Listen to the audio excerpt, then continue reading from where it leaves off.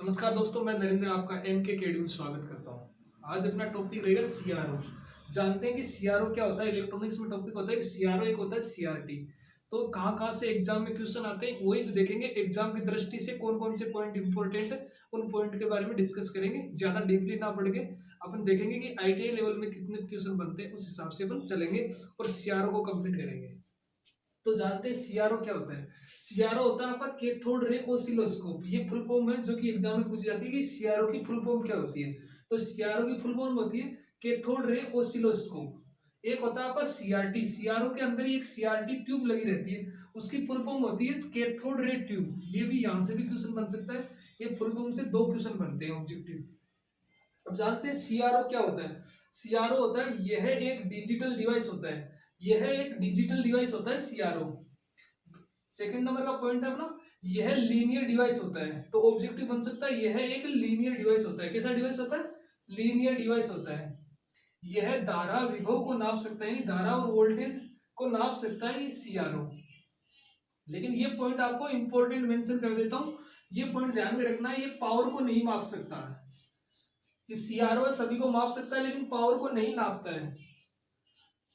Next next point अपना, यह RMS value, average value, peak value को माप सकता है। सीआरओ क्या करता है? सीआरओ एक फ्रीक्वेंसी की तरह वेवफॉर्म को दिखाता है। जैसे कि इधर आपने डायग्राम थोड़ा सा मैंने बना रखा है, ये दिख रहा हो। इसमें एक साइड में यहाँ पे पिंस वगैरह लगी रहती है, यहाँ पे इसका बेस बना रहता है और यहाँ पे इसके अंदर सीआरटी लगी रहती है, ट्यूब होती है जो लगी रहती है सीआरटी, जिसके अंदर ट्यूब के अंदर ये ट्यूब होती है। पूरी ट्यूब के अंदर एक पर्दा होता है, पर्दे के अंदर अपन को दिखाई देती है वेवफॉर्म वगैरह, वो होता है आपका सीआरटी। तो इसके अंदर कुछ पार्ट होते हैं, जो पार्ट मोस्ट है वो उनको पढ़ेंगे। तो इसके पॉइंट हो गए आपके। ये आवर्ती और फेज एंगल को भी नाप सकता है। फेज एंगल और आवर्ती यानी फ्रीक्वेंसी को भी नाप सकता है। इसका रिजोल्यूशन बहुत उच्च होता है। इसका रिजोल्यूशन बहुत उच्च होता है। इसकी सेंसिटिविटी बहुत उच्च होती है। तो ये भी ऑब्जेक्टिव बनता है, सेंसिटिविटी बहुत हाई होती है इनकी सीआरओ की। अब जानते हैं इसके पॉइंट के बारे में। इसके पॉइंट कितने मुख्य भाग है, जो कि कौन कौन से पार्ट है जहां से क्वेश्चन बनते हैं। तो इसका एक होता है ब्लैंकिंग सर्किट। ब्लैंकिंग सर्किट किस काम में आता है? इसके अंदर एक ब्लैंकिंग सर्किट यूज होता है, जो कि यह रिट्रेस पीरियड के दौरान ट्यूब में प्रवेश इलेक्ट्रॉन के प्रवेश को रोकता है। तो ये क्या करता है? ब्लैंकिंग सर्किट इलेक्ट्रॉन को रोक लगाता है, इलेक्ट्रॉन को आपको प्रवेश करने से रोकता है। सेकंड नंबर होता है, सेकंड नंबर भाग है अपना, यह है आपका सिंक्रोनाइजिंग सर्किट। सिंक्रोनाइजिंग सर्किट होती है, एक होती है अपनी हॉरिजॉन्टल, एक वर्टिकल प्लेट। यहाँ पे दो प्लेट होती है, एक वर्टिकल प्लेट, एक होती है आपकी हॉरिजॉन्टल प्लेट। एक तो ऐसे होती है, एक आपकी ऐसे होती है। तो ये तो क्या करती है? हॉरिजॉन्टल तथा वर्टिकल दोनों सप्लाई में सिंक्रोनाइजिंग करती है, दोनों को जोड़ने का कार्य करती है। ये करती है आपकी सिंक्रोनाइजिंग सर्किट।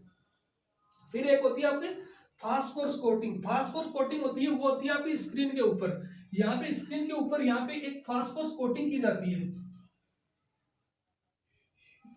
ये क्या करती है? ये फास्फोरस कोटिंग की जाती है। ये क्या करती है? ये हीट ऊर्जा को प्रकाश ऊर्जा के अंदर बदलती है। यह हीट ऊर्जा को प्रकाश ऊर्जा के अंदर बदलती है। सीधा सीधा ऑब्जेक्टिव बनता है फास्फोरस कोटिंग का क्या कार्य है? तो ये है हीट ऊर्जा को प्रकाश ऊर्जा में बदलना।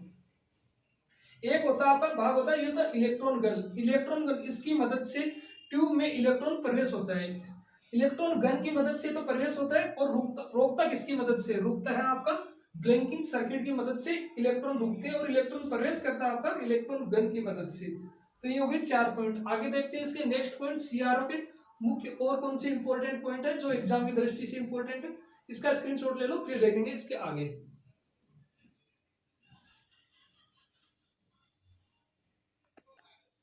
अब देखते हैं सीआरओ के आगे के नेक्स्ट भाग देखते हैं कि कौन कौन से भाग होते हैं। तो अपन ने 4 भाग देख लेते हैं, 4 पॉइंट देख लेते हैं कि कौन कौन से भाग है जो कि इंपॉर्टेंट है, वो देख लेते हैं। अब जानते हैं अपना 5वां भाग। ये होता है अपना कैथोड, जो कि नेगेटिव बोलते हैं। नेगेटिव जानते हैं, कैथोड को नेगेटिव से जानते हैं। तो ये क्या करता है? इलेक्ट्रॉन की रफ्तार को बढ़ाता है।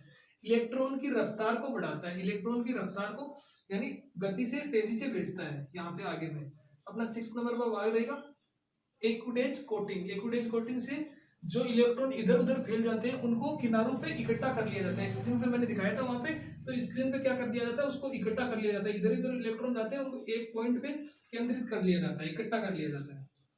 7 नंबर का पॉइंट है अपना, vertical deflection plate horizontal position में होती है तथा horizontal deflection plate vertical position में होती है। यहाँ से भी क्वेश्चन बनता है, इंपॉर्टेंट है, इंपॉर्टेंट मेंशन कर लो क्योंकि एग्जाम में यहाँ से क्वेश्चन बनता है, जो कि ये है कि वर्टिकल डिफ्लेक्शन प्लेट होती है वो हॉरिजेंटल पोजीशन में होती है, तथा हॉरिजेंटल डिफ्लेक्शन प्लेट होती है वो वर्टिकल पोजीशन में आपकी होती है। एक होता है आपका एनोड होता है, एनोड होते हैं वो 3 प्रकार के होते हैं। एक तो होता है प्री एक्लेरेशन और फोकसिंग एनोड और एक्लेरेशन के एनोड, ये होते हैं आपके 3 एनोड होते हैं जो कि आपके सीआरओ के अंदर होते हैं।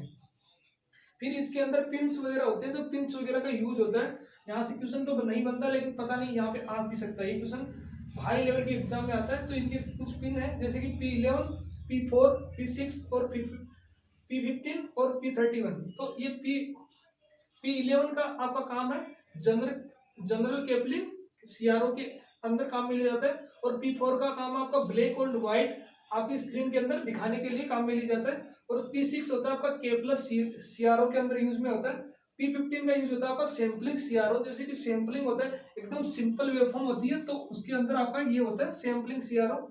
और कुछ चीजें स्टोर करने के लिए होती है आपकी P31, जो कि स्टोरेज अगर बाद में भी अगर अपन जैसे कि कोई यहाँ पे इनपुट में सप्लाई चली गई है, सप्लाई जाने के बाद में भी अपन उस चीज को स्टोर करके देखते हैं, तो वो होती है आपकी सीआरओ के अंदर स्टोरेज। सीआरओ के अंदर अपन वेवफॉर्म वगैरह देख सकते हैं। तो ये हो गया आपके सीआरओ के मोस्ट इंपोर्टेंट पॉइंट, जो कि आपकी एग्जाम की दृष्टि से इंपॉर्टेंट है। इससे ज्यादा आपका बाहर जाने का कोई चांस नहीं है। तो ये आपका सीआरओ कंप्लीट हो गया, ये देख लो, इसका स्क्रीनशॉट ले लो। तो थैंक यू दोस्तों, अगर वीडियो अच्छा लगे तो लाइक एंड शेयर जरूर करें।